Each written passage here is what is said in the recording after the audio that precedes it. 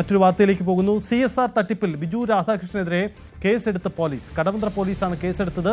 ബിജു രാധാകൃഷ്ണനെ ഒന്നാം പ്രതിയാക്കിയാണ് case. അഭിഭാഷകയായ Nisha Peter, ബിജുവിൻ്റെ ജീവനക്കാരനായ Berlin, Venugopal എന്നിവർ 2, 3, 4 പ്രതികളാണ്. എറണാകുളം ജുഡീഷ്യൽ 1ാം ക്ലാസ് മജിസ്ട്രേറ്റ് കോടതി 8ന്റെ നിർദ്ദേശപ്രകാരമാണ് കേസെടുത്തത്. തട്ടിപ്പിനെക്കുറിച്ച് ന്യൂസ് 18 വാർത്ത പുറത്തു കൊണ്ടുവന്നത്.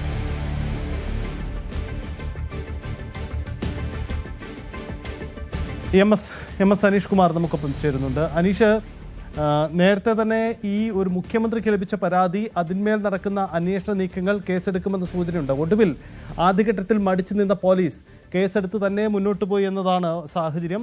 ഈ കേസ്, ഇപ്പോഴത്തെ ഈ നടപടികൾ, ഈ FIR ഇട്ടത് എത്ര കണ്ട് നിർണായകമാണ് ബിജുവിനെതിരായ അന്വേഷണത്തിൽ?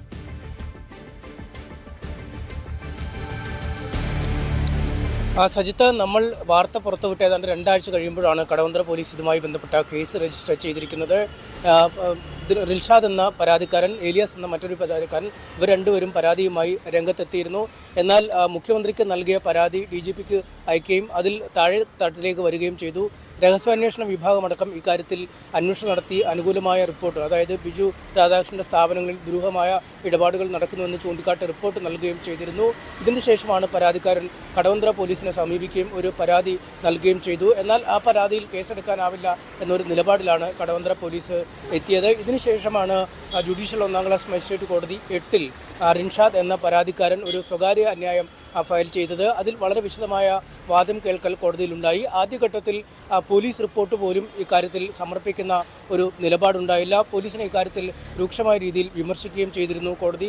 എന്തുകൊണ്ട് ഈ കുറ്റകൃത്യത്തിൽ പരാതിക്കാരൻ പോലീസ് സ്റ്റേഷനിൽ പരാതി നൽകിയ ശേഷം പരാതി എടുക്കുന്നില്ല എന്ന ചോദ്യം ഉന്നയിക്കുകയും ചെയ്തിരുന്നു. എന്തായാലും അതിന് പിന്നാലെയാണ് കോടതിയിൽ നിന്നും കഴിഞ്ഞ ദിവസം കേസെടുക്കണമെന്ന് ചൂണ്ടിക്കാട്ടി ഒരു നിർദ്ദേശം ലഭിക്കുകയും അത് ഉത്തരവായി കടവന്ത്ര പോലീസിലേക്ക് പോവുകയും ചെയ്തു. ഇതിൻ്റെ അടിസ്ഥാനത്തിലാണ് കടവന്ത്ര പോലീസ് FIR രജിസ്റ്റർ ചെയ്തിരിക്കുന്നത്. ഇതിൽ 1ാം പ്രതിയായി ചൂണ്ടിക്കാണിച്ചിരിക്കുന്നത് ബിജു രാധാകൃഷ്ണനാണ്. NHF എന്ന സ്ഥാപനത്തിൻ്റെ CSRകൾ തരപ്പെടുത്തി നൽകാമെന്ന് ചൂണ്ടിക്കാട്ടി ആളുകളിൽ നിന്നും പണം തട്ടിയതായി പരാതി ഉയരുന്ന സ്ഥാപനത്തിൻ്റെ MD എന്ന രീതിയിൽ, മാനേജിംഗ് ഡയറക്ടർ എന്ന രീതിയിൽ, അല്ലെങ്കിൽ CEO എന്ന രീതിയിൽ ബിജു രാധാകൃഷ്ണനാണ് 1ാം പ്രതി. മറ്റൊന്ന്, ഈ സ്ഥാപനത്തിൻ്റെ ഉടമയെന്ന് നമ്മളോടക്കം പറയുകയും ഈ സ്ഥാപനത്തിൻ്റെ രജിസ്ട്രേഷൻ ഡോക്യുമെൻറ്റുകളൊക്കെ അവരുടെ പേരിലാവുകയും ചെയ്ത നിഷ പീറ്റർ എന്ന ഹൈക്കോടതിയിലെ അഭിഭാഷകയാണ് 2ാം പ്രതി. ഒപ്പം ഈ സ്ഥാപനത്തിലേക്ക് എത്തുന്ന ഇടപാടുകാരെ അവിടേക്ക് ആകർഷിക്കുന്ന, അല്ലെങ്കിൽ കൂടുതൽ ആളുകളെ വലവിരിച്ച് പിടിക്കുന്ന ബെർലിൻ എന്ന ബിജു രാധാകൃഷ്ണൻ്റെ മാനേജർ 3ാം പ്രതിയും.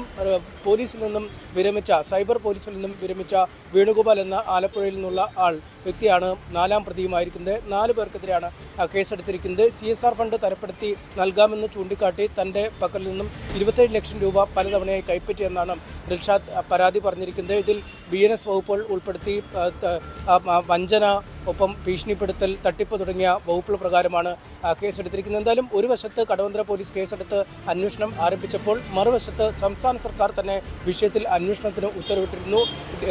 DGP ദക്ഷിണ മേഖല IG-യോട് DYSP റാങ്കിൽ കുറയാത്ത ഒരു ഉദ്യോഗസ്ഥൻ അന്വേഷിക്കണമെന്ന് ചൂണ്ടിക്കാട്ടിയുള്ള ഉത്തരവ് നൽകിയിരിക്കുന്നു. എന്തായാലും അതിന്മേലുള്ള നടപടിക്രമങ്ങളും വൈകാതെ ആരംഭിക്കുമെന്ന സൂചനകൾ തന്നെയാണ് ലഭിക്കുന്നത്. കാക്കനാട് ആസ്ഥാനമാക്കിയായിരുന്നു മെറിഡിയൻ പ്രൊഫഷണൽസ് എന്ന സ്ഥാപനം നടത്തിയിരുന്നത്. നമ്മുടെ വാർത്തകളുടെ അടിസ്ഥാനത്തിൽ കെട്ടിട ഉടമയടക്കം വലിയ പ്രശ്നങ്ങൾ ഉയർത്തുകയും അവർ ഓഫീസ് അവിടെ നിന്നും ഒഴിഞ്ഞു മാറുകയും രേഖകളും മറ്റും കടത്തിക്കൊണ്ടു പോവുകയും ചെയ്യുന്ന ഒരു സാഹചര്യമുണ്ടായി. എന്തായാലും പോലീസ് അവരുടെ പ്രാഥമിക അന്വേഷണം ഉടൻ തന്നെ ആരംഭിക്കുമെന്നാണ് നമുക്ക് മനസ്സിലാക്കാൻ കഴിയുന്നത്.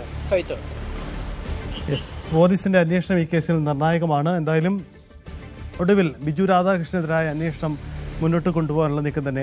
അനീഷ്, ഒരു കാര്യം കൂടി, നമ്മൾ ഈ വാർത്ത പുറത്തുവിട്ടതിന് പിന്നാലെ നമ്മൾ സത്യവിരുദ്ധമായി വാർത്തകൾ പ്രസിദ്ധീകരിക്കുന്നു, അവർക്ക് വലിയ നഷ്ടമുണ്ടാകുന്നു, ഇങ്ങനെ വലിയ ആക്ഷേപങ്ങളും നിയമ നടപടികളുമായിട്ട് ബിജു രാധാകൃഷ്ണനും ആ കമ്പനിയും മുന്നോട്ട് വന്നു. ഒടുവിൽ പോലീസ് മടിച്ചു നിന്ന പോലീസ് ഒടുവിൽ കേസെടുത്തു. ഇതോടുകൂടി നിയമവഴിയിലേക്ക് ബിജുവിന് കടക്കേണ്ടി വരും.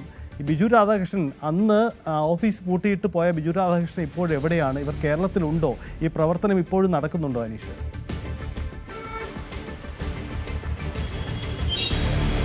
തീർച്ചയായും പോലീസിൻ്റെ ഭാഗത്തുനിന്നും ഇക്കാര്യത്തിൽ ഒരു ഒളിച്ചുകളി ആദ്യഘട്ടത്തിൽ ഉണ്ടായെന്ന് തന്നെ പറയേണ്ടി വരും. കാരണം നമ്മുടെ വാർത്ത പുറത്തു വന്നതിന് പിന്നാലെ പരാതിക്കാർ പരാതിയുമായി മുന്നോട്ട് വരുന്നു. പോലീസ് സ്റ്റേഷനിലടക്കം എത്തി പരാതി നൽകിയിട്ടും ഒരു അടിയന്തര നടപടി അവരുടെ ഭാഗത്തുനിന്നും ഉണ്ടാവുന്നില്ല. ഇതുതന്നെയാണ് സ്ഥാപനങ്ങൾ പൂട്ടി രക്ഷപ്പെടാൻ ബിജുവിന് പഴുതൊരുക്കിയിരിക്കുന്നത്. ഈ കാക്കനാടുള്ള മെറിഡിയൻ എന്ന സ്ഥാപനത്തിൽ തന്നെ ഒരുപാട് രേഖകളുണ്ടായിരുന്നു. അവിടെ വന്നു പോകുന്ന ആളുകളുടെ CCTV ദൃശ്യങ്ങളടക്കമുണ്ടായിരുന്നു. പക്ഷേ അവയൊക്കെ മാറ്റാനുള്ള ഒരു സാവകാശം, ആരൊക്കെയാണ് തട്ടിപ്പിനിരയായതെന്ന് കണ്ടെത്താൻ പോലും കഴിയുന്ന ഒരു സാഹചര്യം പോലീസ് ഇവിടെ ഇല്ലാതാക്കിയെന്ന് പറയേണ്ടി വരും. ഒപ്പം തന്നെ മറ്റൊരു സ്ഥാപനം ഉണ്ടായിരുന്നത് പനമ്പള്ളി നഗറിലായിരുന്നു, NHF എന്ന പേരിൽ തന്നെ. ആ ഓഫീസ് ഒക്ടോബറിൽ ഒഴിഞ്ഞുപോയി. ഈ എലിയാസും റിൻഷാദ് അടക്കമുള്ള ഒരുപാട് പേർക്ക് പണം കിട്ടാതെ വന്നതോടുകൂടി അവർ പലവട്ടം ഓഫീസിൽ കയറിയിറങ്ങി നടക്കുന്ന ഒരു സാഹചര്യം ഉണ്ടായിരുന്നു. അതേ തുടർന്ന് ആ ഓഫീസ് പൂട്ടിപ്പോവുകയും ചെയ്തു. അങ്ങനെ നിരവധി ഓഫീസുകൾ ഇതിനകം പൂട്ടിക്കഴിഞ്ഞിരിക്കുന്നു. ഇപ്പോൾ കച്ചേരിപ്പടി പ്രൊവിഡൻസ് റോഡിലുള്ള ഒരു ഓഫീസാണ് കഴിഞ്ഞ ദിവസങ്ങൾ വരെ തുറന്ന് പ്രവർത്തിച്ചിരുന്നത്.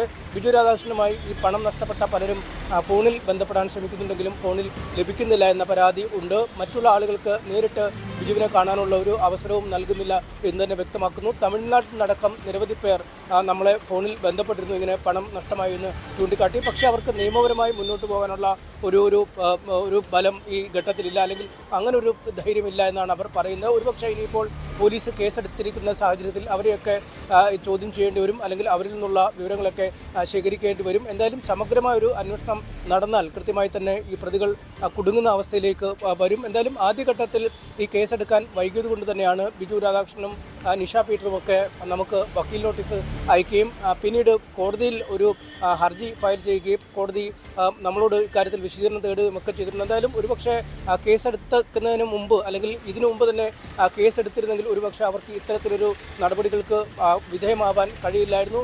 എന്തായാലും നമ്മുടെ ഭാഗത്തു നിന്നും കൃത്യമായ തെളിവുകളും രേഖകളും അടക്കമുള്ള വിശദാംശങ്ങൾ കോടതിയിൽ നൽകുക തന്നെ ചെയ്യും. സജിത്ത്, അതാണ് സാഹചര്യം. എന്തായാലും ബിജു രാധാകൃഷ്ണനെതിരെ കേസെടുത്തിരിക്കുന്നു. ഈ അന്വേഷണം എത്ര കണ്ട് മുന്നോട്ട് പോകും, പോലീസിന്റെ നീക്കങ്ങൾ എന്തായാലും അല്പം വൈകിയെങ്കിലും വേഗത്തിൽ ഇപ്പോഴും ഉണ്ടാകുന്നു എന്നതാണ് സാഹചര്യം. കൂടുതൽ വാർത്തകൾക്ക് News 18 Keralam YouTube channel subscribe ചെയ്യുക.